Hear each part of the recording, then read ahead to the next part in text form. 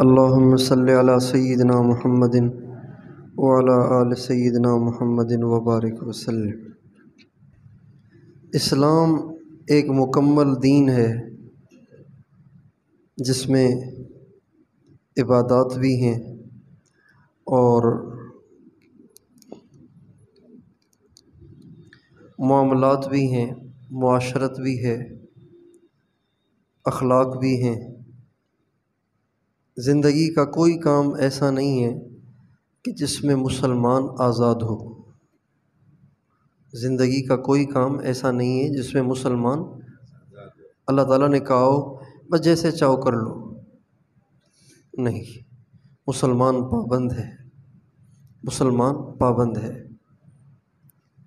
حضرت سلمان فارسی رضی اللہ تعالیٰ عنہ سے ہمارے نبی نے فرمایا، سلمان، دنیا تو مومن کے لیے جیل ہے، دنیا تو مومن کے لیے کیا ہے؟ جیل۔ تو جیل میں کوئی اپنی مرضی سے نہ رہ سکتا ہے، نہ کھا سکتا ہے، نہ پی سکتا ہے، نہ لباس پہن سکتا ہے۔ جیل میں تو کوئی مرضی نہیں ہوتی۔ کوئی کہے کہ جی میں تو گھر میں انڈے پراٹھے کے بغیر تو ناشتہ ہی نہیں کرتا ہوں، تو جیل والے اس کے انڈا پراٹھا دیں گے۔ اگر کوئی جیل میں کہے کہ جی میں تو نرم بستر کے بغیر تو مجھے نیند بھی نہیں آتی، مجھے تو نرم بستر چاہیے، تو اللہ مالا اس کو نرم بستر تھوڑی ملے گا۔ میں تو ہمیشہ کاٹن پہنتا ہوں، یہ آپ نے مجھے کیا ٹریٹرون یا واشنگ ویئر پہنا دیا ہے؟ تو اس کو اپنی مرضی کا لباس بھی نہیں پہنایا جائے گا، اس لیے کہ وہ جیل میں ہے، قیدی ہے۔ مسلمان دنیا میں قیدی ہے۔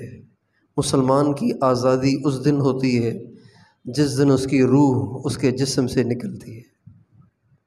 جس دن روح جسم سے نکلتی ہے اس دن مسلمان آزاد ہے، اب کوئی پابندی نہیں، خوشیاں ہی خوشیاں، کوئی غم نہیں۔ جو لوگ اپنی زندگیاں اسلام کی پابندیوں میں پابند رہ کر گزارتے ہیں، جب وہ دنیا سے جاتے ہیں، جب ان کے مرنے کا وقت آتا ہے، تو اللہ تعالیٰ ان کو عزت دیتا ہے، ان کا استقبال کرتا ہے، ان کو پروٹوکول دیا جاتا ہے اور ان کو خوشخبریاں سنائی جاتی ہیں۔ یا ایتھا النفس المطمئنہ ارجعی الی ربک راضیۃ مرضیہ فادخلی فی عبادی وادخلی جنتی۔ اے میرے بندے، تو نے مجھے راضی کر دیا، اے میری بندی، تو نے مجھے راضی کر دیا، جا، اب تم پہ کوئی پابندی نہیں، تو مجھ سے راضی اور میں تجھ سے راضی۔ اور تتنزل علیہم الملائکۃ الا تخافوا ولا تحزنوا، اللہ تعالیٰ فرشتے بھیجتے ہیں اور وہ فرشتے آ کے کہتے ہیں اگلے جہان کا خوف نہ کھا، تیرے لیے کوئی پریشانی، مزے ہی مزے ہیں۔ پچھلے پیاروں کے چھوٹنے کا غم نہ کھا، ان پیاروں سے اچھا اللہ تمہیں مل رہا ہے۔ اللہ تخافو، ڈر نہیں کہ آگے کیا ہوگا، آگے تیرے لیے بڑی آسانیاں ہیں۔ ولا تحزنوا، غم نہ کھا، بچے چھوٹ گئے، بیوی چھوٹ گئی، ان سے زیادہ وفادار اللہ تمہارے ساتھ ہے۔ نحن اولیاؤکم فی الحیاۃ الدنیا وفی الآخرہ وَلَكُمْ فِيهَا مَا تَشْتَهِي أَنفُسُكُمْ وَلَكُمْ فِيهَا مَا تَدَّعُونَ۔ ہم دنیا میں بھی تمہارے ساتھ تھے، ہم آخرت میں بھی تمہارے ساتھ ہوں گے، اور میرے بندے، تو نے دنیا میں خواہشات کو دبایا، اپنی مرضیوں کو چھوڑا، آج جو تو کہے گا ہم وہ کریں گے، تیری ہر خواہش پوری کریں گے، تیری ہر آرزو پوری کریں گے، تیری ہر تمنا پوری کریں گے۔ ایک صحابی نے ہمارے نبی سے کہا، یا رسول اللہ، مجھے کھیتی باڑی کا بڑا شوق ہے، تو کیا جنت میں کھیتی باڑی کا بھی موقع ملے گا؟ فرمایا اگر تو چاہے گا تو اللہ تعالیٰ تجھے جنت میں کھیتی باڑی کا بھی موقع دے گا، لیکن وہاں کھیتی باڑی دنیا کی کھیتی باڑی کی طرح سے نہیں ہوگی، یہاں تو بیج ڈالے گا اور وہاں فصل اگ جائے گی۔ ہم آزاد نہیں ہیں، ہم پابند ہیں، کسی چیز میں آزاد نہیں ہیں۔ ہم مسلمانوں نے اپنی منمانیاں پوری کرنے کے لیے اسلام صرف نماز کا نام رکھ دیا ہے۔ اس لیے مفتیان کرام کے پاس، علماء کرام کے پاس لوگ یہ مسئلہ تو لے کے آتے ہیں کہ جی وہ اتحیات میں نا مجھ سے درود پڑھنا بھول گیا تو نماز ہو گئی، لیکن یہ نہیں پوچھتے کہ آج میں دکان پہ بیٹھا ہوا تھا، ایک گاہک آیا، اس کو میں نے 2 نمبر چیز 1 نمبر کر کے بیچ دی، اب کیا ہوگا؟ یہ نہیں پوچھتے۔ میں ملازم ہوں، میری ڈیوٹی کا ٹائم 8 بجے شروع ہوتا ہے، 4 بجے تک مجھے ذرا مجبوری ہے، میں روزانہ 9 بجے پہنچتا ہوں، تو ٹھیک ہے، یہ نہیں پوچھتے۔ اسلام صرف نماز کا نام نہیں ہے، اسلام پوری زندگی ہے۔ بچوں کی شادی کرنی ہے، یہ نہیں پوچھیں گے کہ بچے کی شادی کے بارے میں اللہ اور اس کے نبی کا کیا حکم ہے۔ شادی تو ایسے کرنی ہے جیسے دنیا کر رہی ہے، بلکہ ان سے آگے بڑھنے کی کوشش کرتے ہیں۔ تو اسلام مکمل مذہب ہے جس میں انسان کسی چیز میں آزاد نہیں ہے۔ آج ایک بیان ہے جس میں یہ بتایا گیا ہے کہ مسلمان محبت میں بھی آزاد نہیں ہے، محبت میں بھی جیسے چاہو کر لو نہیں، ہم محبت میں بھی پابند ہیں، ہم اپنی مرضی سے محبت بھی نہیں کرتے۔ حضرت براء ابن عازب رضی اللہ تعالیٰ عنہ سے روایت ہے کہ ہم نبی کریم صلی اللہ علیہ وسلم کے پاس بیٹھے ہوئے تھے، تو آپ علیہ السلام نے فرمایا ای عر الاسلام اوثق، اسلام میں جتنے احکام ہیں، جتنے اعمال ہیں، تمہیں پتہ ہے ان میں سب سے زیادہ قابل بھروسہ کون سا عمل ہے؟ قابل بھروسہ یعنی ایسا عمل کہ جس کے بارے میں اس کی امید رکھی جا سکے کہ یہ عمل اگر قبول ہو گیا نا تو پھر پکی جنت ہے۔ ای عر الاسلام اوثق، سب سے زیادہ قابل اعتماد اور سب سے زیادہ مضبوط، سب سے زیادہ طاقتور، سب سے زیادہ قابل بھروسہ تمہیں پتہ ہے اسلام کا کون سا عمل ہے؟ صحابہ نے کہا الصلاۃ، نماز۔ فرمایا حسنۃ، اچھا عمل ہے، وما ہی بہا، لیکن جو میں کہہ رہا ہوں وہ نہیں ہے۔ کہنے لگے صیام و رمضان، رمضان کے روزے۔ فرمایا حسن وما هو به، اچھا عمل ہے، لیکن جو میں کہہ رہا ہوں وہ نہیں ہے۔ کہنے لگے الجہاد، فرمایا حسن، اچھا ہے، وما هو به، لیکن وہ نہیں جو میں کہہ رہا ہوں۔ پھر آپ نے فرمایا ان اوثق عر الایمان ان تحب للہ وتبغض للہ، ایمان کے اعمال میں سب سے بڑا قابل بھروسہ اور سب سے زیادہ طاقتور اور مضبوط عمل یہ ہے کہ آپ جس سے محبت کریں نا صرف اللہ کے لیے کریں۔ کیا مطلب اللہ کے لیے؟ یعنی محبت کریں جس سے، اگر کسی سے محبت کر رہے ہیں تو اس کی وجہ اللہ کی رضا ہونی چاہیے، اس سے محبت کروں گا تو اللہ راضی ہوگا۔ اور اگر آپ کسی سے بغض رکھیں تو وہ بھی اللہ کے لیے۔ حضرت ابو ذر غفاری رضی اللہ تعالی عنہ سے روایت ہے کہ رسول اللہ صلی اللہ علیہ وسلم ایک دفعہ ہمارے پاس تشریف لائے، آپ گھر میں تھے، گھر سے باہر آئے ہمارے پاس، تو فرمایا اتدرون ای الاعمال احب الی اللہ، کیا تمہیں پتہ ہے اللہ تعالیٰ کو سب سے محبوب عمل کیا ہے؟ تو ایک نے کہا الصلاۃ والزکاۃ، ایک نے کہا الجہاد۔ آپ نے فرمایا ان احب الاعمال الی اللہ عز وجل الحب للہ والبغض للہ، اعمال میں سب سے زیادہ اللہ پاک کو جو عمل پسند ہے وہ ہے اللہ کے لیے محبت کرنا، اللہ کے لیے بغض رکھنا۔ سب سے افضل عمل، سب سے محبوب عمل، سب سے طاقتور عمل، اس کو کیوں بتایا گیا؟ اس لیے کہ یہ سب سے مشکل ہے۔ یہ سب سے مشکل ہے۔ ایک رشتہ دار ہے، بے نمازی ہے، اور ایک قوم بھی دوسری، علاقہ بھی دوسرا، زبان بھی دوسری، وہ ہے لیکن وہ نمازی ہے۔ ایک رشتہ دار ہے، بددیانت ہے، اور ایک پرایا ہے، دوسری زبان، دوسری قوم، دوسرا علاقہ، دیانت دار ہے، خوش اخلاق ہے۔ ظاہری بات ہے ہمیں تو محبت اسی سے ہوگی نا جو ہمارا رشتہ دار ہے، جو ہماری قوم کا ہے، جو ہماری زبان کا ہے، اسی سے محبت ہوگی نا۔ یہی ساری خرابی ہے، یہی ساری خرابی ہے، ساری خرابی یہی ہے۔ یہ محبت اللہ کے لیے نہیں ہے، یہ محبت قومیت کی وجہ سے، زبان کی وجہ سے، اللہ کے لیے نہیں ہے۔ اللہ کے لیے ہوتی تو اس سے زیادہ ہوتی، جو اللہ کی زیادہ ماننے والا ہے۔ سب سے بڑا عمل اللہ کے لیے محبت کرنا، اور سب سے مشکل عمل بھی یہی ہے، سب سے مشکل عمل بھی یہی ہے۔ حضرت اماں عائشہ رضی اللہ تعالی عنہا فرماتی ہیں کہ رسول اللہ صلی اللہ علیہ وسلم نے ہمیشہ صرف متقیوں سے محبت کی۔ رسول اللہ صلی اللہ علیہ وسلم نے ہمیشہ کس سے محبت کی؟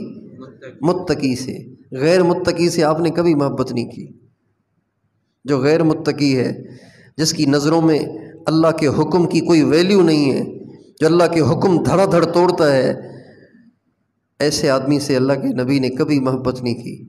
اللہ کے نبی نے ہمیشہ اس سے محبت کی جو تقوی والا ہو، متقی ہو۔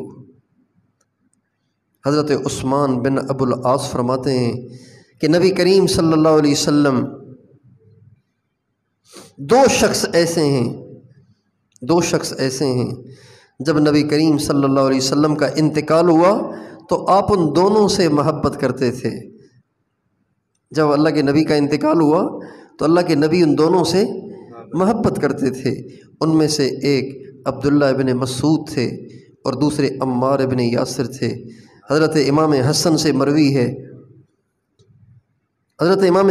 مروی ہے، وہ فرماتے ہیں کہ نبی کریم صلی اللہ علیہ وسلم حضرت عمرو بن عاص کو لشکر کا امیر بنا کے بھیجتے تھے، اور ان میں بہت سے صحابہ بھی ہوتے تھے۔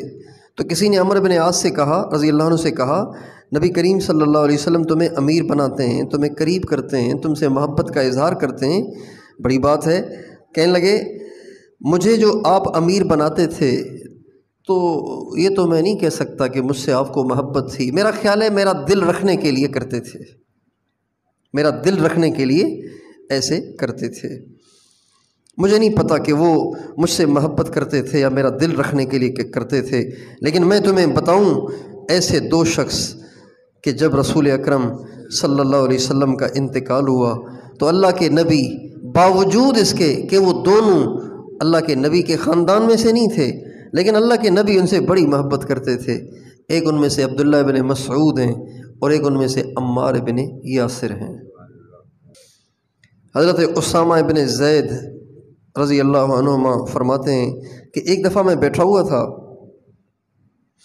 کہ حضرت علی اور حضرت عباس رضی اللہ عنہما دونوں نے آپ علیہ السلام سے اندر آنے کی اجازت چاہی،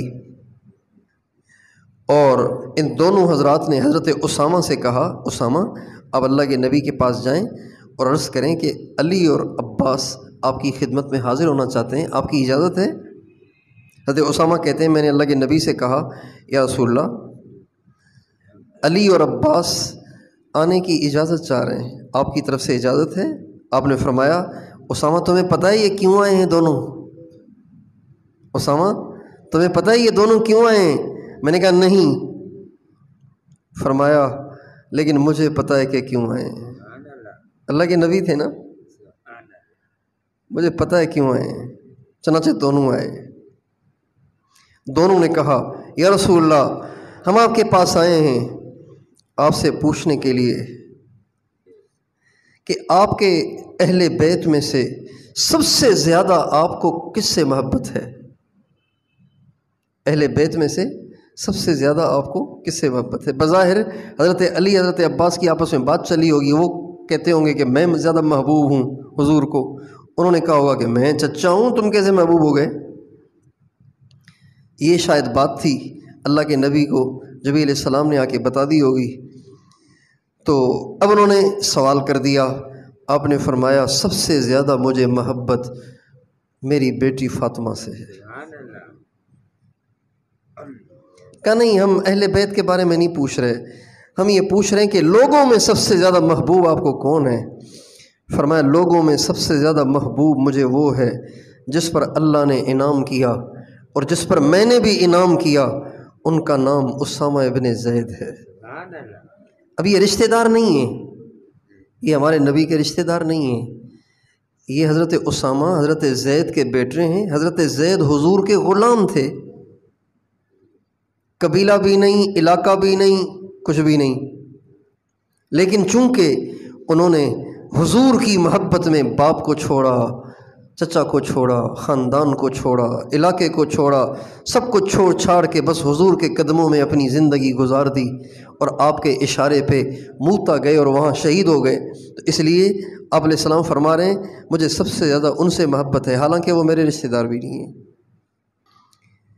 ان دونوں نے کہا اچھا اسامہ چلے سب سے زیادہ، یہ ایک نمبر ہو گیا۔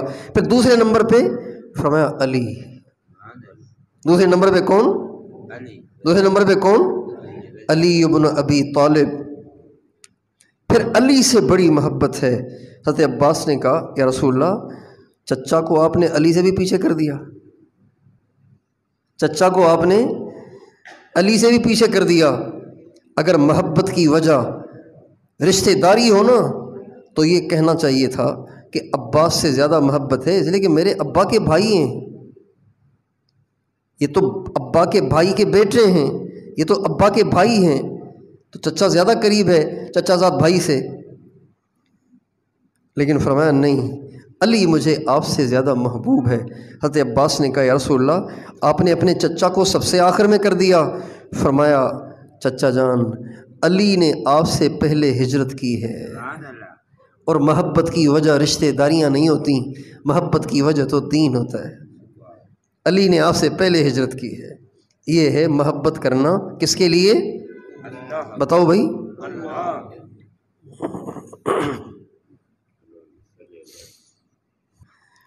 آپ حضرات دور دراز سے یہاں تشریف لائے ہیں، اللہ کا تعلق پانے آئے ہیں نا، اللہ کی محبت میں آئے نا، تو اللہ کی محبت کیسے حاصل ہوگی سن لیجئے۔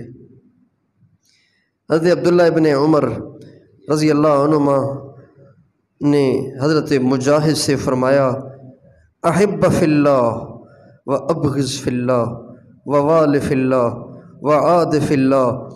مجاہد، اللہ محبت جب بھی کرنی ہو نا اللہ کے لیے کرنا، وجہ اللہ ہونا چاہیے، وجہ اللہ ہو، اور جب کبھی بغض بھی رکھنا ہو تو ذاتی وجوہ سے بغض نہ رکھنا، اللہ کی وجہ سے بغض رکھنا۔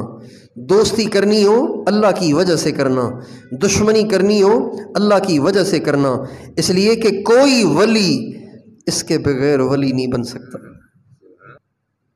فَإِنَّهُ لَا تُنَالُ وِلَایَةُ اللَّهِ إِلَّا بِذَلِكَ، اس لیے کہ اس کے بغیر انسان اللہ کا ولی بنی نہیں سکتا، جب تک کہ محبت میں بھی اللہ کو وجہ نہ بنائے۔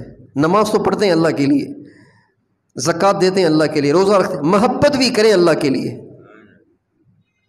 پھر حضرت عبداللہ ابن عمر نے فرمایا ایک شخص چاہے کتنی نمازیں پڑھ لے، چاہے کتنے روزے رکھ لے، جب تک اس میں یہ وصف نہیں ہوگا اسے ایمان کا ذائقہ محسوس نہیں ہوگا، وہ ایمان کا مزہ چکھ ہی نہیں سکتا جب تک کہ وہ محبت اللہ کے لیے نہ کرے اور بغض بھی اللہ کے لیے نہ رکھے۔ پھر فرمانے لگے آج کل تو لوگ آپس میں محبتیں بھائی چارے بھی دنیا کی وجہ سے کرتے ہیں، جس کے پاس زیادہ پیسہ ہے، جس کے پاس زیادہ پیسہ ہے اس سے زیادہ محبت کا اظہار کرتے ہیں، جو بیچارہ غریب ہے اس کو انگلیوں سے ہاتھ ملاتے ہیں۔ میں اور آپ اپنے آپ کو چیک کریں گے نا، دو چچے ہیں، ایک آدمی کے دو چچے ہیں، والد صاحب کے دو بھائی ہیں، ایک بھائی بیچارہ غریب مسکین مزدوری کرتا ہے، ایک چچا، اور ایک چچا ڈپٹی کمشنر ہے، اس کے بچے ویگو میں گھومتے ہیں۔ اس چچا اور اس کی اولاد کو رشتہ دار بتاتے ہوئے فخر سے بتایا جاتا ہے، اور یہ جو مزدور چچا ہے اس کو اور اس کی اولاد کو رشتہ دار بتاتے ہوئے بھی انسان ہچکچاتا ہے، کیسے کہوں کہ یہ میرا رشتہ دار ہے؟ کہ بھئی ایسے ہے کہ نہیں؟ بھئی ہاں نہ تو کرو، ایسے ہے کہ نہیں؟ اس لیے کہ محبت اللہ کی وجہ سے نہیں ہے، محبت ہے پیسے کی وجہ سے۔ تو اس لیے میں اور آپ یہ نیت کریں کہ اب ہمیں محبت کس کے لیے کرنی ہے؟ جو اللہ کے زیادہ قریب ہے ان سے زیادہ محبت کرنی ہے، جو اللہ کے کم قریب ہے اسے کم محبت کرنی ہے۔ حضرت مصعب بن عمیر رضی اللہ تعالیٰ عنہ کے ایک بھائی غزوہ بدر میں قید ہو گئے، ایک مسلمان نے اس کو پکڑا ہوا تھا، حضرت مصعب بن عمیر کا وہاں سے گزر ہوا، حضرت مصعب بن عمیر کا وہاں سے گزر ہوا، تو حضرت مصعب بن عمیر اس مسلمان سے کہنے لگے کس کے باندھنا اس کو، اس کی ماں بڑی مالدار ہے، بہت پیسے دے گی اس کو چھڑانے کے لیے، کس کے باندھنا اسے۔ جب یہ کہا تو بھائی نے کہا مصعب بھائی ہو کر یہ بات کر رہے ہو، تمہیں تو کہنا چاہیے بھائی میرا بھائی ہے ذرا خیال کرنا، تم کہہ رہے ہو کس کے باندھو اس کو۔ فرمانے لگے نہیں، بھائی وہ ہے جو تمہیں باندھ رہا ہے، تو اللہ کا دشمن ہے لہذا میرا بھائی بھی نہیں ہے۔ تو کیا خیال ہے، اللہ کے لیے محبت کریں گے نا؟ اللہ والوں سے محبت کرنا،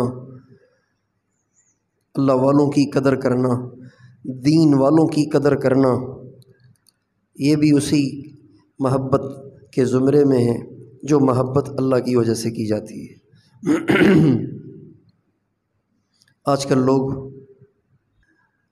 دنیا کے افسروں، دنیا کے عہدے داروں، دنیا کے پیسے والوں کی زیادہ قدر کرتے ہیں، اور ہر آنے والا اپنا غصہ مؤذن پہ نکالتا ہے، مسجد کے مؤذن پہ نکالتا ہے، مسجد کے امام پہ نکالتا ہے، مسجد کے خادم پہ نکالتا ہے، اس لہجے میں کسی دنیا دار، عہدے دار، کسی پیسے والے سے بات نہیں کریں گے۔ کیوں؟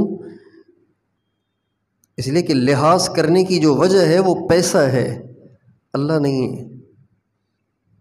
اللہ تعالی ہم سب کو اللہ کی وجہ سے محبت کرنے، اللہ کی وجہ سے بغض رکھنے کی توفیق دے، اور یہ بہت مشکل کام ہے، اتنی جلدی یہ قابو میں آنے والا نہیں ہے۔ اللہ کے لیے محبت کرنا مشکل کام ہے، پھر اللہ کے لیے بغض رکھنا تو اس سے بھی مشکل ہے۔ ہمارے ایک بزرگ تھے حضرت مولانا جمیل صاحب، وہ فرماتے تھے جس سے اللہ کے لیے مار کھانا، اللہ کے لیے ذلیل ہونا، اللہ کے لیے پسنا، اللہ کے لیے رگڑے کھانا نہیں آتا نا، اسے اللہ کے لیے بغض رکھنا بھی نہیں آتا۔ وہ اگر بغض رکھتا بھی ہے تو اس کے نفس کی آمیزش ہے اس میں۔